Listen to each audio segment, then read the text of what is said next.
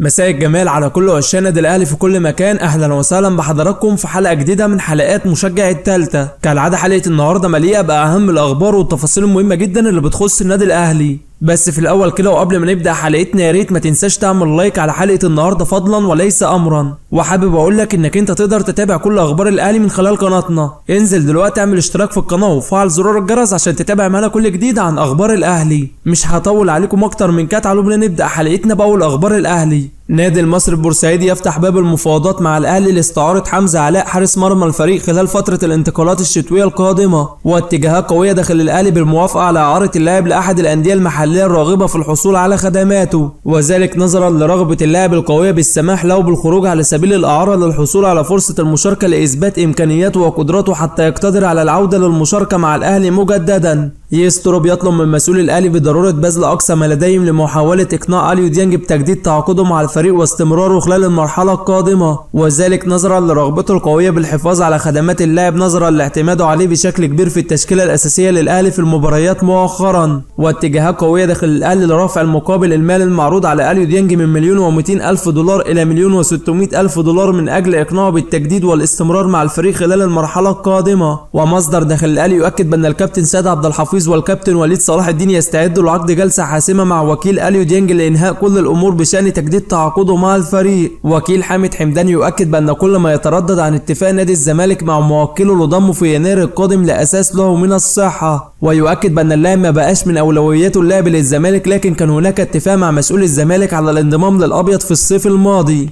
لكن المفاوضات تأجلت واللاعب يحق له بالتوقيع لأي نادي آخر. وفيما يخص مفاوضات الأهلي مع اللاعب فيؤكد بأن الأهلي لم يدخل حتى الآن في مفاوضات رسمية من أجل ضم موكله خلال انتقالات يناير القادمة، وأكد بأن اللاعب يعلم جيدا بكل ما يقال عن ارتباط اسمه بالأهلي ولديه رغبة قوية بالانضمام واللعب للأهلي في حال وصول عرض مناسب له من جانب مسؤول الأهلي وقدرتهم على إنهاء كل شيء مع إدارة نادي بتروجيت لضمه في يناير القادم، خاصة وأن عقد اللاعب ممتد مع نادي بتروجيت الموسم 2027 ولم ينتهي في نهاية الموسم الحالي مثلما يقال من جانب جماهير الزمالك مؤخرا. ويؤكد بأن إدارة نادي بتروجيت لديها رغبة قوية بالانتظار حتى انتهاء البطولة العربية لاستغلال تألق اللاعب مع منتخب فلسطين تحسبا لوصول عرض من أحد الأندية الخليجية للاستفادة بأكبر شكل من رحيله. جراديشار لاعب الأهلي يتلقى عرض من أحد الأندية الروسية لضمه خلال انتقالات يناير القادمة، وهناك تحفظات كبيرة من جانب مجلس إدارة الأهلي واللاعب على المقابل المالي الذي قدمه النادي الروسي للحصول على خدماته. ومصدر داخل الأهلي يؤكد بأن العرض الروسي لضم جراديشار ليس جيد من الناحية المالية، وهو ما يهدد إتمام الصفقة في ظل رغبة اللاعب أيضا بالحصول على نفس الراتب الذي يحصل عليه مع الأهلي في الوقت الحالي. ويؤكد بأن الأهلي ينتظر وصول عرض من الخارج لضم جراديشار في يناير القادم لإخلاء مكان في قائمة الأجانب داخل الأهلي حتى يقتدر الأهلي على ضم مهاجم أجنبي آخر خلال انتقالات يناير القادمة. بعض المصادر بتؤكد بأن مفاوضات الأهلي مع نادي جيس السويدي للحصول على خدمات المهاجم الإيفواري إبراهيم دياباتي في يناير القادم أصبحت في طريقها للفشل بسبب مغالاة النادي السويدي المالية، وذلك بعدما اشترط النادي السويدي الحصول على $3,500,000 للتخلي عن خدماته للأهلي في يناير القادم وتمسك اللاعب بالحصول على $2 مليون سنويا.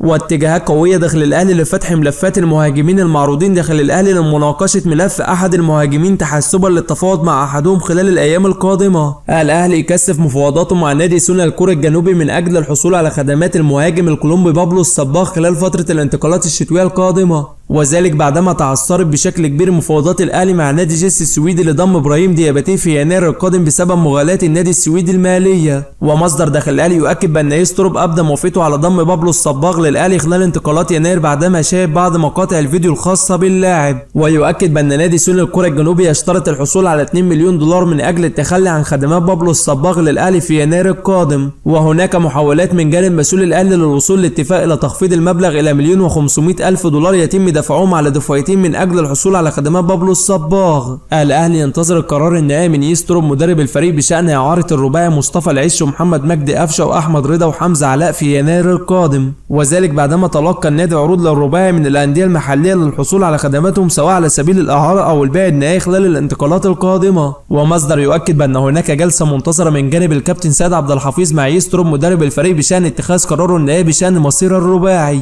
واتجاهات قويه داخل الاهلي بعدم التفريط في خدمات الرباعي بشكل نهائي واستعارتهم لاحد الانديه المحليه لحصولهم على فرصه المشاركه. وبكده يا صديقي نكون وصلنا لنهايه حلقه النهارده اللي بتمنى تنال اعجابكم. في نهايه حلقتنا ما تنساش تعمل لايك، ولو انت مش مشترك في القناه انزل دلوقتي اعمل اشتراك في القناه وفعل زرار الجرس عشان تتابع معنا كل جديد عن اخبار الاهلي.